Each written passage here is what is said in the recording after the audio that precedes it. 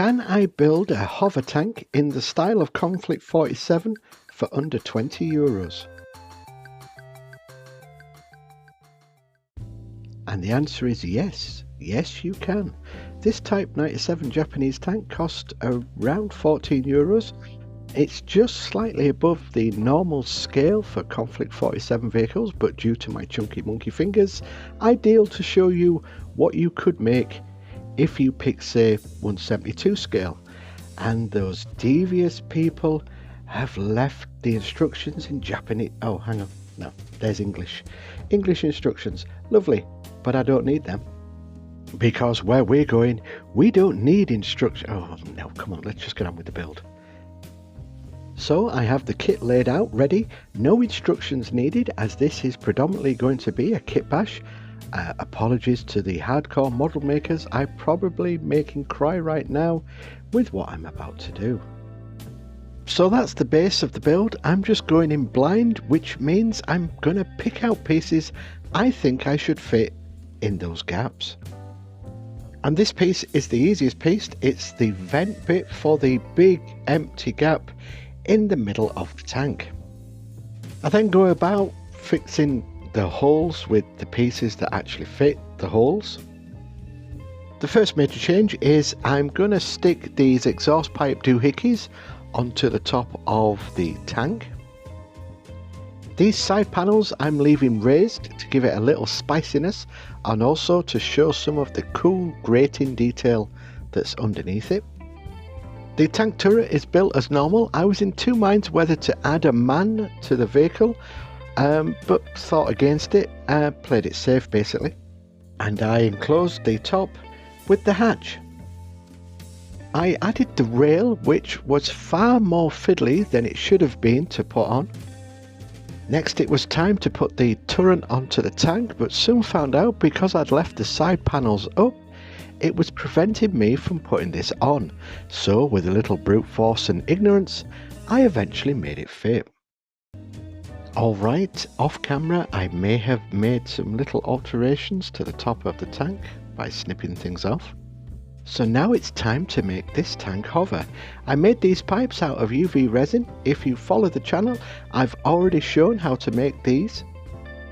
But to make them fit, I just need to chop some of these little bits off. I pre-drilled some holes ready for more pipes that I'm going to add a little later. Before I add the pipes, I'm just going to make sure that everything fits and glue the top to the bottom. And once all that was done, it was time to add the pipes to the tank. Then, using bits from the model kit, I began adding them as greeblies.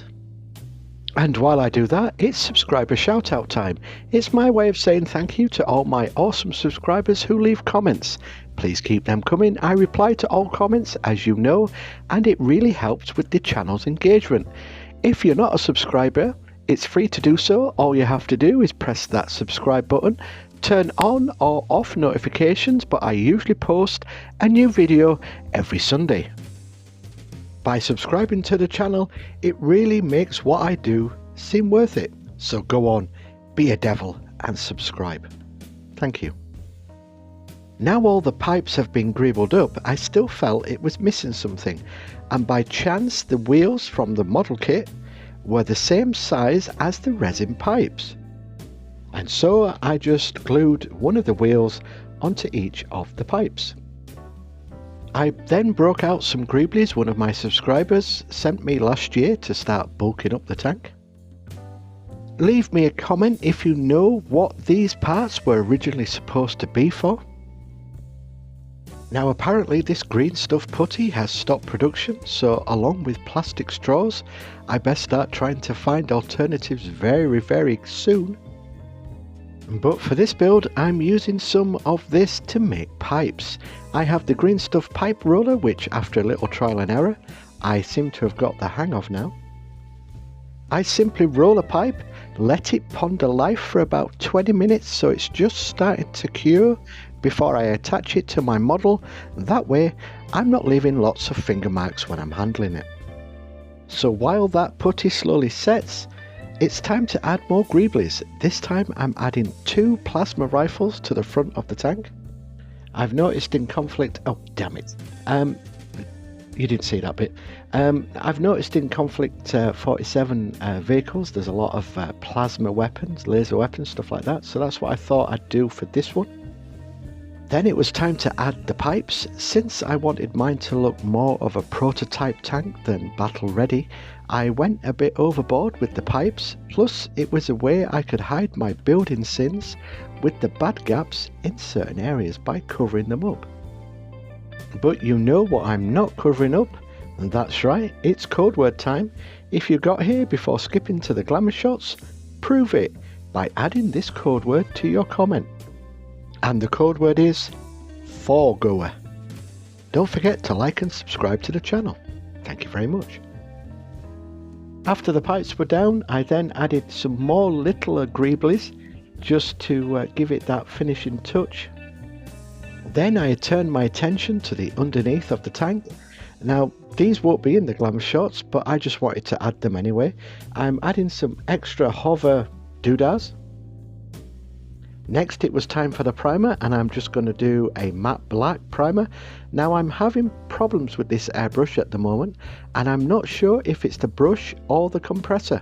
Maybe it's time for an upgrade. If anyone has any suggestions on what airbrush kit compressor I should get, let me know in the comments please. Once dry, I start with a dark camo green by Vallejo. Due to recent events, my hairdryer needs a new name. Suggestions to what I should call the hairdryer would be much appreciated. Leave it in a comment. And once all that's dried, I then go back over all the tank with a much lighter green.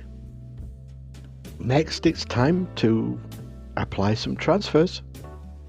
I know this isn't the correct way to apply transfers, but I'm by no means a professional, and try and do everything so those who are just joining the hobby can see that if a middle-aged guy with chunky monkey fingers can do this, so can they.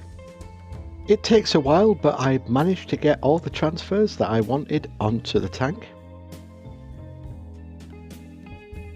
Now I've had these weathering pencils for a long time now and never done anything with them, so I'll just try a little bit of chipping with the silver pencil. And I'm not going to go overboard on this, so no rust, as I want this tank to be almost factory fresh.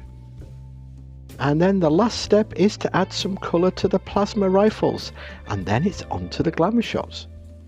So thanks for stopping by as always. Don't forget to leave the code word in your comment. Also leave a suggestion for a new name for my hairdryer, or leave me a tip on what airbrush compressor I should start saving for. Or if you're like that one viewer who left me a comment on my last build, which was simply such nonsense, I'll understand you don't get out much and still live with your parents in the basement. Until next time, keep scratching that build everybody. Thanks for watching.